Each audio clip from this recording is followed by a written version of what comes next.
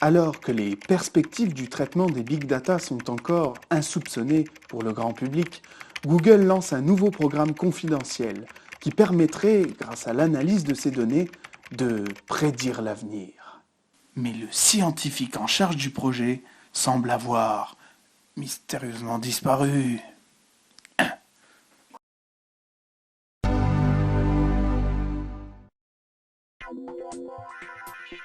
Au milieu des années 90, Internet est une vaste jungle et la recherche d'informations une entreprise fastidieuse dont les résultats n'ont souvent aucun sens.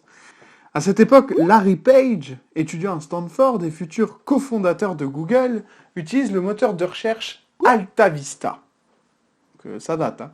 En l'utilisant, il se rend compte que le moteur affiche en plus de la liste des résultats une donnée supplémentaire, des liens, lesquels AltaVista, lui, ne semble pas vraiment utiliser. Page développe alors une théorie selon laquelle on pourrait utiliser les liens pour mesurer, à l'instar des publications scientifiques, la valeur d'une page Internet. Il vient en fait de trouver l'idée qui sera à la base de la création de Google, l'algorithme PageRank. Ainsi, d'une base de données d'un téraoctet dans un garage de Californie jusqu'à un empire technologique incontournable dont le pouvoir dépasse même aujourd'hui celui des États, la trajectoire de Google a de quoi inquiéter. À tel point qu'il convient aujourd'hui de se demander si dans l'avenir, la firme de Mountain View ne représentera pas un danger pour nos libertés.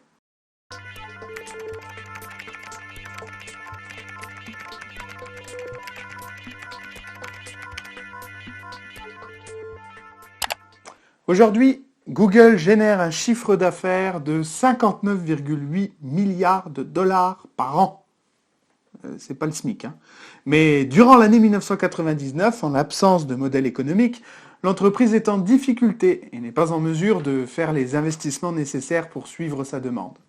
Malgré le nec plus ultra de la technologie et un modèle de management leur permettant de garder les meilleurs cerveaux de la Silicon Valley, il reste à Sergey Brin et Larry Page de trouver un moyen de rendre leur entreprise rentable. Le 23 octobre 2000, la firme annonce donc le lancement du programme AdWords, un programme qui permet aux annonceurs de construire des campagnes de publicité ciblées en achetant à Google des mots-clés. Ce modèle applique à la publicité le principe de la longue traîne issue de la nouvelle économie. Mais là, je pense que je vais vous paumer, donc on garde la longue traîne pour une prochaine fois. Le 18 août 2004, la société est introduite au Nasdaq. Un an plus tard, elle réalise une des plus grandes augmentations de capital de l'histoire boursière. En 2004, avec une expansion de 400% en 5 ans, Google connaît la croissance la plus forte de tous les temps. Une telle évolution reste du domaine du jamais vu en économie et semble attester de la réalité de la nouvelle économie, pourtant qualifiée de mythe depuis l'effondrement de la bulle technologique en 2001. Les sommes astronomiques que génère Google grâce à cette publicité vont lui permettre de multiplier ses investissements et de bâtir un empire dont l'étendue ne cesse d'inquiéter. Et c'est là que les choses deviennent vraiment intéressantes. Outre la création de son propre service de messagerie Gmail, de son propre explorateur Google Chrome et d'Android, son système d'exploitation pour mobile, la firme lance en décembre 2004 le programme Google Livres, une entreprise de numérisation des collections issues des bibliothèques des grandes universités américaines. Google renoue ainsi avec le vieux rêve de rassembler dans un même lieu le cerveau du monde, présent dans les essais WordBrain d'H.G. Wells et déjà à l'origine de la création de la bibliothèque d'Alexandrie. Elle lance également Street View, une plateforme permettant de visualiser en ligne le panorama d'une rue. L'initiative soulève une controverse sur la vie privée. Au-delà du caractère intrusif des photos prises par les Google Cars, on distingue clairement sur certaines photos des braquages, des personnes urinant dans leur jardin ou entrant dans des sex shops. C'est le scannage des réseaux Wi-Fi par ces voitures qui crée la polémique. Et en avril 2013, l'autorité de protection des données de Hambourg inflige à Google une amende de 145 000 € pour la collecte non autorisée des données Wi-Fi par les véhicules Street View. 2 mois plus tard, le scandale de l'affaire Prism suite aux révélations du Guardian et d'Edward Snowden fait éclater au grand jour la coopération des géants du web et de la NSA. En effet, l'agence de renseignement aurait un accès direct aux informations hébergées par Microsoft, Google, Yahoo, Facebook, YouTube, Apple, truc de ouf. Le traitement du big data, soit le stockage systématique des données fournies directement par les utilisateurs ou prélevées par les objets connectés, est un enjeu majeur de l'avenir, mais on n'en parlera pas aujourd'hui. Non, parce que ça mériterait une vidéo à lui tout seul, donc... Attends, faut que je me calme là, parce que...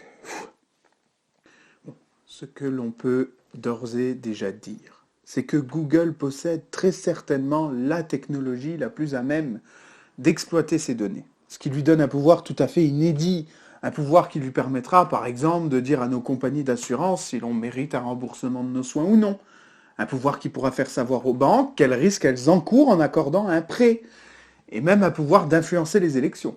Ce pouvoir prend déjà forme, puisqu'en 2013, Google investit massivement dans la robotique avec l'acquisition de 8 sociétés du secteur, dont notamment Boston Dynamics, une société en collaboration avec le Pentagone sur plusieurs projets de robotique militaire. On s'en croûte là, non? Ouais, j'ai fait un peu de marche parce que là, j'ai la sciatique qui me gêne, moi. Nest Labs, spécialisé dans la domotique, DeepMind, spécialisé dans l'intelligence artificielle, ou encore Magic Leap, qui travaille sur les interactions homme-machine et la réalité augmentée. Google n'est donc plus du tout un simple moteur de recherche, mais une entreprise tentaculaire, la plus en pointe sur les technologies qui régiront notre futur proche. Et les choix de Google dans ses investissements ne sont pas le moins du monde le fait du hasard. Ils dégagent une parfaite cohérence, surtout lorsque l'on sait qu'ils relèvent d'un projet politique clairement défini. Et accrochez-vous, parce que là, ça ressemble à de la science-fiction. La plupart des dirigeants de Google sont convertis au transhumanisme, une idéologie qui considère le vivant comme une perpétuelle construction, où la donnée naturelle de l'humain, obsolète ou encombrante, peut être déconstruite et reconstruite d'une manière plus efficace par la technologie. Pour un transhumaniste, l'homme est la mesure de lui-même. Il est libre de disposer de son corps comme il l'entend. Il décide seul des modifications qu'il souhaite apporter à son ADN, à son cerveau ou à son corps. Pour un transhumaniste, la maladie, la vieillesse et la mort sont des absurdités dont il faut se délivrer.